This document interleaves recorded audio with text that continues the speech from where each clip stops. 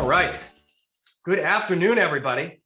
Today's Thursday, February 10th, and I'd like to welcome you to this week's installment of C-Suite Snacks. I'm Steve Ronan, the leader of Citrin Cooperman's consulting and outsourcing practices and the host of this webinar series.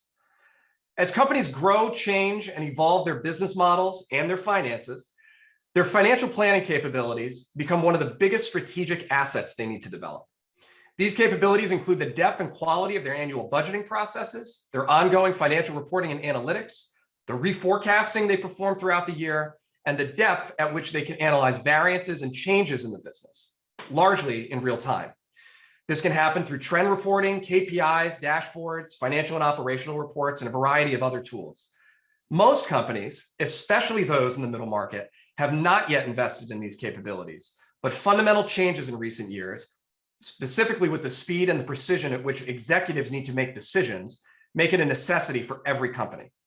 Today, we're joined by Dominic DiBernardo, one of my partners and the head of Citrin Cooperman CPM, which specializes in designing and implementing FP&A processes and performance management technology. He's a seasoned FP&A leader with both operational and client service experience, and is one of the leading experts on how to apply enterprise-level FP&A capabilities to middle market organizations. As always, we ask you to submit questions throughout the webinar, so please take a moment to locate the Q&A button on your Zoom screen, and feel free to enter questions in there as we go. We're saving time at the end of today's presentation to address the questions we receive, and in the event that there are follow-ups from those questions, we'll be happy to reach out to you individually. We'll also be doing our weekly snack basket giveaway, where a lucky attendee from today's session will win a craft basket of snacks. The winner will be announced at the end of today's session. Finally, if you're here because you found it on our website or on social media, I encourage you to sign up for our mailing list and make sure you receive an invite for our new snack-sized topics each week. Please also visit our C-Suite Snacks Content Hub on our website to view the recordings and look through the decks of prior presentations. So without further ado, Dom, welcome. Thanks for being with us today. And I'm going to turn it over to you. Thanks, Steve. And thank you, everyone, for taking time to join today's webinar. I'm honored to be here today to talk about today's topic. A little bit, to augment the introduction that Steve gave me. As he mentioned, I've got 15 years or so of progressive experience within FP&A, but I've also built a practice, servicing clients to implement, the best practices that I've developed and learned from, and leveraging technology to implement best practices in terms of what an FP&A team can do in an organization, specifically within the middle market.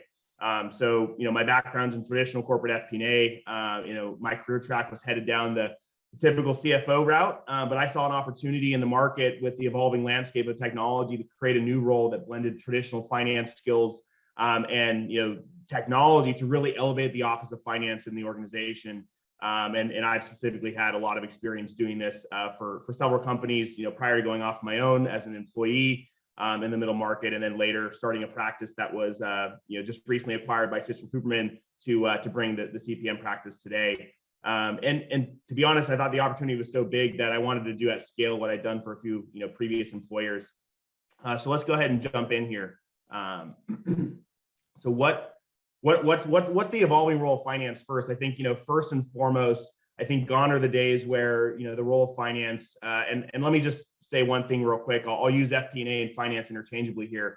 Where they reported what happened in the past, and really focused on financial statements. But I think with greater access to data and the tools that are not only more powerful today, but they're cheaper and they're faster to implement within organizations. The expectations of finance have moved well beyond just managing the financial statements, and they've really become the hub of all data across the organization, not just financial data, but non-financial data as well. And really anytime where you can marry data, people, and process together, I think the finance team or the FP&A team has an opportunity to really play a strategic role to guide that process and put the repeatable, scalable processes in place that make data consumable, make sure that it's curated to the audience there, and also to make sure that it's actionable. So and today's technology landscape is such that these types of implementations were not only costly and probably cost prohibitive to the middle market, but they took way too long. They would take 6, 12, 18 months to implement a tool And that was just way too slow, especially at the pace of technologies changing today. With the tools that are available, you can augment really good people with really good technology to not only achieve operating leverage, but also to do more with less. So, you don't have to, increase your headcount for every additional, percentage increase in revenue to get more done. As I mentioned before, with finance being the hub of all things business intelligence, I think this transition has really been enabled by self-service tools. And in a later episode or session of this, we'll talk about some of what those specific tools are. But what these tools do is they remove the bottleneck from data. So instead of spending all your time manipulating and wrangling the data to put it in some consumable format, you can let technology do the heavy lifting and what it's really good at to process the data, to sync with all your source systems, whether that be your ERP, your HRIS, your CRM, all these tools that are typically run by different people in the organization and don't have much communication. And now you can have kind of a holistic view, a single source of truth, and spend more time on what I consider to be the value add side of finance, where again, you're partnering with the business to show them what levers they have to pull to increase top and bottom line results.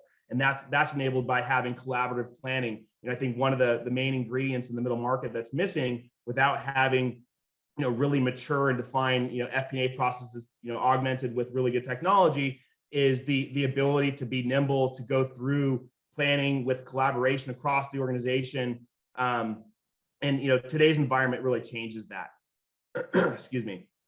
Let's go ahead and to the next slide, please. So with that background, what are the key ingredients to best-in-class FP&A? I kind of alluded to it just a few seconds ago. It's really at the intersection of great people paired with great technology. So what do I mean by great people? In my experience, it's been that you could have an FP&A team with B, C players, and you can get through the normal reporting process, but it's not really value add. And as you grow the organization, you add additional heads. You're getting what needs to be done, but you're not getting to the strategic initiatives. You're not getting the forward-looking visibility that the organization needs to be nimble and to stay ahead of the competition and have really a competitive advantage. So I've always had the philosophy that I'd rather have someone that's an A player that costs a little more that I can augment with really good technology to really turn them into a force multiplier. And with a force multiplier, now you have an A player that can do with paired with great technology can do the work of 3 or 5 people, because now you're automating a lot of the mundane repeatable processes that's CPM, if you're not familiar, corporate performance management software, and business intelligence software can automate those things a lot of people are still doing manually today, especially in the middle market. And when you compare great people with great technology, that's really what enables what we're calling modern day decision support, because now you can define your processes, whether that's a monthly reporting cycle, whether that's a monthly forecasting cadence, quarterly forecasting cadence, depending on where you are in your digital transformation. You start to get more real-time, forward-looking visibility, and also you have access to all the history, so you can pull out seasonal trends and really make data-driven decisions, because the cycle times are really condensed significantly. You get your data more timely, it's more accurate. It's not an automated basis, because again, you're putting in the connections from your various source systems and getting the single source of truth that's now makes the data available, essentially on demand. And I think even more importantly, your finance professionals, your FP&A professionals in your organization, get to spend more time on the more strategic items to guide the business in terms of what they can do based on the forward-looking information you're collecting across the organization. And I think finance has made a huge transition away from spending all of our time on reporting, or if you haven't yet, you should be making this transition or thinking about making this transition and what the steps are going to be required to get here, so you can spend more time on the value add side of finance. And that's where you can spend more time on analytics and automation and really providing the various stakeholders in the organization with those actionable insights to improve results. And if we can go on to the next slide here, I that was actually went through a lot faster than I had expected, but I would love to maybe make this more collaborative and take some questions in terms of what you might be struggling with in your organization today and what FP&A looks like to you. Any questions? I see Steve came on. Perfect. So yeah, if everybody can start to use that Q&A window to get your questions in, and we'll kick off with a couple of topics that were sent in before the meeting. So Dom, in terms of companies that haven't gotten started with a good FP&A process yet, kind of we often talk about that crawl, walk, run kind of approach to getting them up and running. What are some of those initial steps that they should be thinking about? Assuming they've got a decent financial system in place and that's taken care of, kind of getting into FP&A and building those capabilities over time. Where do they start? Yeah, I mean, I think first and foremost, you do want to have at least someone in place. I mean, I tend to think having a financial analyst in place that's augmented with a CPM solution. And when you start to evaluate what CPM solutions look like, you want something that's going to, one, bring workflow into the equation. And what I mean by that is it allows you to take your, let's say you have a monthly reporting process. Now you can define all those steps in the process and drive accountability across the organization, but also implement a self-service and self-management model so that individual or that team has more time to analyze the data and interpret that for the business in terms of the actions that can be taken to improve the business. Yeah, and I think one of the things that you and I have spent a lot of time talking about, and we see repeatedly, is a question that Ross just asked in the chat, which is there's turf issues that come up as you do that, right? There's different kind of ownership levels of people who control parts of the P&L that they're used to kind of running their own group and their own reports and kind of driving the direction of their department. So we should probably touch on the change management aspect a little bit and getting people to understand the business partnership component of what that FP&A group does. Yeah, I mean, I think the first thing that I always recommend is that you start small. And what I mean by that is, start with the traditional financial statements, right? That's within your sphere of control, and then you start to reach your tentacles out through the organization, and show basically. I mean, I've always gone through and said, okay, how can I make your life better, right? Versus, hey, here's a new tool, you have to adopt it because I said so. Instead, I try to understand what's the process, what's the pain point, and how can I help them, right? Yeah, I think you have to go out there with kind of a servant's heart, if you will, and get kind of a grassroots movement internally. And I think the only way you do that is you kind of start bit by bit across the organization instead of trying to tackle every problem and every person and pain point all at one time. Yeah, 100% agree. I mean, I also think that like the personality of the people who are driving FP&A is really important here too, because I think it can be used as a baseball bat or it can be used as a support network, right? And yeah, and I think it's also really important. Obviously, I mean, I think in any project and organization, you need to have the executive sponsorship, right? So you got to get buy-in from the top and really eat your own dog food in terms of what you're asking other people to do to get people to follow you in this new journey, and really to realize the benefits of what best in class FP&A can do for an organization. Yeah, and from a leading practice perspective, which obviously we spent a lot of time talking about, does it really start there? Does it really start with the CEO's kind of buy-in and willingness to communicate the FP&A's importance to the rest of the organization? I mean, yeah, I mean, we typically work mostly with CFOs, but obviously, they're getting buy-in from the CEO to go ahead and make the purchase. So yeah, I mean, I think it definitely starts there. And then at the smaller end of the organization, maybe you have someone that's playing double duty. It's somewhere in the C-suite or senior management level that's going to really lead this for it to be effective across the organization. Yeah, absolutely. All right, let's pivot over to talk about the tech stack a little bit that we generally see. So you want to talk about kind of some of the kind of leading practices from a core accounting perspective and how the kind of the technology starts to tier up into your CPM and dashboarding and analytics solutions? So you mean the actual CPM tools and things that are available? Yeah. Yep. So yeah, so I mean, I think once you have a defined process, whether you're looking to go after making the month end close more efficient, or the monthly reporting cycle, or enabling planning, it starts with having a solid accounting system in place. Whether that's an ERP like NetSuite or Sage, or whatever ERP you're on. A lot of these tools are data system agnostic, and a lot of them have direct APIs into the various accounting systems that are used across organizations. And so then once you have that in place, you choose, you evaluate the vendor landscape. And to me, that the next layer in the tech stack, once you have your core accounting system in place, is a corporate performance management solution. The one that that I've been leading with is Vena Solutions, but there's others, like Planful and Adaptive Insights, others like that. And what the CPM tool really allows you to do is that is the kind of the hub of information. It becomes your single source of truth that ties into your accounting system. And later, when you're ready, in that kind of crawl, walk, run approach to bring in other processes like HR. I see someone has a question in here around HR planning and benefits planning.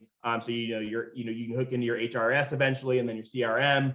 And then that CPM tool allows you to create that workflow. It allows you to create repeatable processes, scalable reporting that allows the platform to become the dissemination or disseminator of information, but also the collector of information when you think about moving into planning capabilities to have collaborative planning. And I think once you have a CPM tool in place and going after the various use cases, the next layer in the tech stack is a BI tool like a Tableau or a Power BI that allows you to really visualize that data in a very rich and aesthetically pleasing way, but also that's mobile responsive, meaning you can view it on any device. You got your C-suite that's on the go, and they might have an iPad or an iPhone, and they need to quickly check in on metrics or answer a quick question. That gives it to them available on any device. And so I think that's kind of the tech stack in terms of you got your accounting system or your other source systems, you got a CPM tool, and then a BI tool. I mean, I think that will keep you plenty busy. Just focusing on those three layers of the tech stack for a while. Yeah, but I think what we usually see, and this is why we've chosen to go in this direction as a firm, right, is that CPM system it really does a couple things for you. It becomes kind of the source for all of the process, because it's automatically getting all that financial data and operational data from your systems and putting it in one place so you can actually report on it all on a timely basis. But the other thing that we've seen is it actually mitigates some costs that you might otherwise have to incur on your core accounting systems, right? Because I mean, one of the things that we see a lot is people try to jam a lot of information into their general ledger, or jam a lot of information into a system that might not be purpose built for it. But when we put CPM on top of it, especially at the smaller company level, that sort of becomes the data source for. I mean, you guys have done it. We've seen a bunch of use cases where you've done this for all types of data that isn't normally stored in a ledger or CRM system, and you've mitigated those other system costs by just creating workflows and creating intake templates and getting it all into the CPM system. Yeah, no, that's a great point, Steve. So, instead of, spending all the extra money to put a bunch of user-defined fields and to really customize your ERP or accounting solution, a CPM solution allows you to enrich the data outside of your ERP. So you still have that source data coming from your ERP or your accounting system. And then you can add all these other, elements to the data that give you more ability to slice and dice on things that are important to you without incurring the overhead cost of really customizing the ERP at a significantly reduced cost in terms of what it would cost to really customize the ERP. I think the other thing it does is it also reduces costs in terms of the people you need, because now you're doing a lot more with the same or existing staff, because as you mentioned, the CPM tool is doing a lot of the heavy lifting in terms of ingesting the data. We build the rules, to enrich the data with those other, elements, attributes or additional dimensionality of the data that happens, kind of in an automated fashion, right, which allows you to do more with less as well. So I think there's really two areas of cost savings there. Yeah, no, I think that's exactly right. And I mean, one of the questions that we have here are there affordable FP&A solutions for smaller organizations? Why don't I take a crack at this and I'll see if you agree. So Sure. I don't think middle market FP&A is terribly expensive in context, right? I think to get a good FP&A solution costs a little more than you might be used to on the accounting system side, but it's incremental. It's not significantly more. The quote unquote small business solutions that we've seen, I would say do a good job at the financial reporting end of that, right? And we use some of these tools. We use, we have Fathom that we use for QuickBooks customers and the outsourcing practice, and there's Jira and some others. I am personally not a huge fan of the planning capabilities of those tools quite yet. Yeah, I think companies still end up doing a lot of that offline. Is that something you agree with, or have you seen any feasible solutions that are very affordable for smaller companies? I mean, I think, with where technology is today, I mean, I personally don't think it's out of the realm of affordability for the middle market, and even on the smaller end of the middle market. And I think if you look at it as it's something that you are going to get a return on your investment. It's not just one of those tools that you have to put in place just to get things done and be more efficient. Like there's actually an ROI on this in terms of not just the cost savings, but what your finance professionals can do acting as a strategic partner to almost transition finance from a cost center to a profit center by getting access to this really rich data that could really allow you to improve margins and drive cost reduction across the organization, because now you can drive accountability because you have a tool that does it in a scalable way. I mean, I really think that besides the one-time implementation cost, for an ongoing expense for a smaller organization, you're talking about the cost of a fractional FTE with huge incremental and building or iterative ROI over time as you find more and more use cases across the organization to leverage the tool.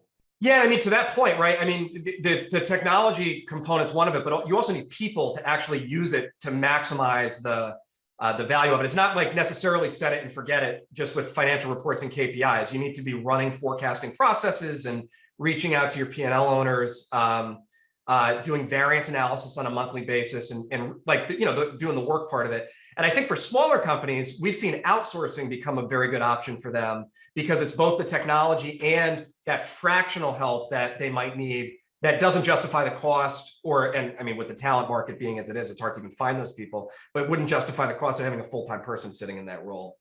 No, absolutely. I mean, that's the benefit of, not only is the software cost, fractional FTE, but you can get fractional help as well, because you might not have the budget to have someone full-time, all year round, but you do want the decision support and someone to help, kind of manage these processes so you get the full value.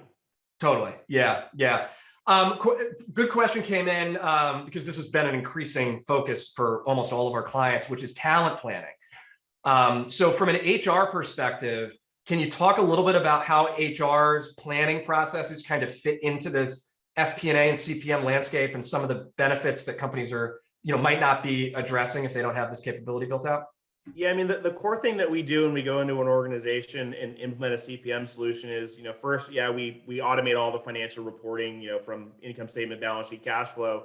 But then the very next thing that we do, which is the more exciting and more, even more value add, is the planning component, whether that's, forecasting or annual planning or 3 to 5 year strategic planning.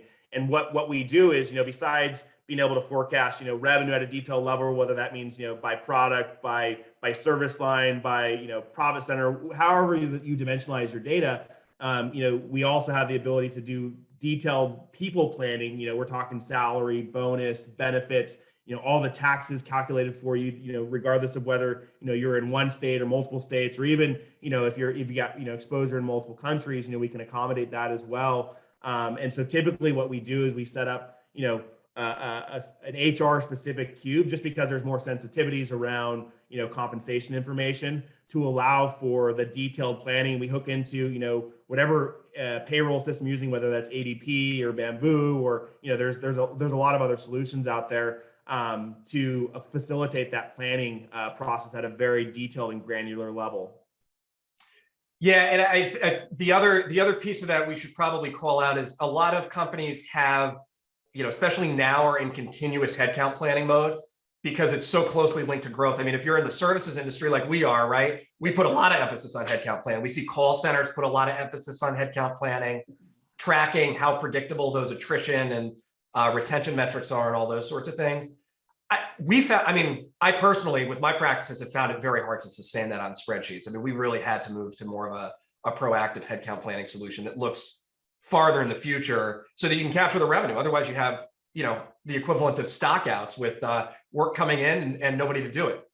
Yeah, and I think if you do keep it, all in spreadsheets, right? I mean, it's kind of everyone's default move is to go into a spreadsheet because Excel is a great tool. It's got 6,000 unique functions and features out of the box, but it has its limitations, right? It's not a database, so it's not connected to a live data feed, and it's although everyone in finance has used a tab to kind of copy paste data and then manipulate it in some form or fashion. The reality is that we need something that's more nimble, that's updated dynamically with the latest and greatest from our source systems, but also has the ability for us to quickly run what if sensitivity analysis, looking at base case, best case, and kind of coming to the base or the best case in terms of how are we going to proceed based off of these different what if scenarios that we've run. And how just being more nimble and faster. In the old days, using a spreadsheet, yeah, you might have a model that does that, but it's going to take you several weeks to turn around all the various inputs. Where a CPM tool allows you to set up a model that's more dynamic, that you can run what if scenarios almost instantly. Exactly. Yeah, which is really important given the speed that the businesses are changing at now. On a month-to-month basis, you can have dramatic shifts in demand and pipeline, and this exactly right. That's how you can plan around that. All right, we got time for 2 more questions. So we're going to do one on intangible assets, and we're going to do one on timing.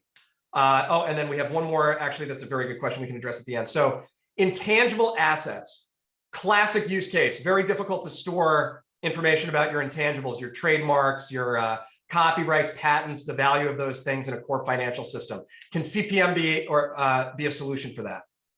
Yeah, I mean, we've created custom solutions within the CPM tool, because again, anytime you have data, people, and or process that you need to marry together, a CPM tool becomes very good, even if your core systems don't allow for that or don't do it in an easy way where you don't have to spend significant dollars to customize the accounting system to keep track of that stuff. Perfect. All right, last one. When should small to medium-sized companies plan to bring this capability in-house? You mean from an actual staffing standpoint versus having an outsourced support? Right. Yep. I think that's very situational, and Steve, I'll get your input on this as well. But I think it depends on where you are in your journey and when you're ready to kind of take on that in-house capability. I mean, from my experience, what I've seen is once companies get into the $50 to $100 million kind of top line range, that's typically when there's enough scale and there's enough need in the organization for a very strategic role within the FP&A kind of practice versus having it outsourced, to at least bring a resource in-house. I mean, I worked with companies, larger than that in the middle market, 300 million plus, that has an in-house team, but still is augmented by, kind of an outsourced practice to just get that strategic lens. Because if you have someone like our group that's seeing many different businesses in the same industry and across multiple industries, you get to tap into not only the best practices of your specific industry, but you have a lens of other industries to think about your model differently and how that might be applicable to you. Yeah, I think the other part of that is just from a talent perspective, vanishingly rare skill set, right? FP&A skill sets are very, very difficult to hire on a full-time basis. And a lot of companies don't need them quite yet, even in that $50 to $100 million range. If you're in a reasonable cadence, if you're doing annual budget, monthly or quarterly reforecast, and then you're just doing monthly reporting, it might not be a full-time job. It might be something that you can reasonably outsource. And the talent is hard to find, and it's expensive when you find it. So yeah, you're right. I mean, if you're really growing fast and you need planning capabilities for that, or maybe you're planning an exit or something like that, you're definitely going to want to look at what it would take to bring it in-house. But I mean, as we've seen outsourcing be a reasonable option situationally, either in a full-time or an augmentation capacity, up to really like $500 million in revenue or so. Yeah. Time of year, last thing. When should companies get started with building their new processes out or building those new capabilities? I always think that the sooner the better, because the longer you wait and the more you grow, the harder it becomes. Just because one, your organization just gets so stuck in in the way that things have been done manually, maybe not the most efficient way, where it becomes harder and harder. When you talk about the earlier discussion, that change management aspect, it gets harder. But if you're talking about just, okay, when's the best time of year? I mean, if you're on a calendar year, everyone's trying to get a CPM solution in place to facilitate the annual planning process. Kind of the cutoff is September. To kind of buy a solution, get something in place, because the average implementation for a CPM solution is about 8 weeks. So you might be buttoned up against feeling like you're not going to have enough time. But remember, a tool like this is going to reduce your cycle time. So if you're doing an annual plan, and historically it's taken 4 to 5 months to get through a plan, this is going to at least cut that in half. So I would say if you're on a calendar year and you can back into whatever fiscal year you're on, I think you need to be planning to have a solution chosen and purchased kind of by the 4-month mark, 4 months to the end of the year. Yeah, I mean, it's not an accident that we're doing this C-Suite Snacks on February 10th, right? The reality is that if this is the first time that your company's gone through a planning cycle, you're going to need to start in like August or so. It's going to take some time, right? Right now is when you'd want to start evaluating, typically, and then exactly, yeah, you back up 4 months, and that you've got your timeline. Yeah. So. All right, great. Well, listen, we're going to get deeper into this on March 3rd when we actually look at some tech, and we are going to have Dom and his group kind of show us how this looks in real life, and hope you guys will join us for that. On March 3rd, we'll be sending invites out for that. I think the week before, as we usually do. But I think that's kind of the next level of depth, and would encourage everybody to attend and see how this actually looks. Dom, thank you for joining us today. Always enjoy discussing FP&A with Dom. So I'm sure everybody on the call enjoyed it as well, and look forward to seeing you back on the 10th. We are on the 3rd, sorry. We will do our snack basket giveaway.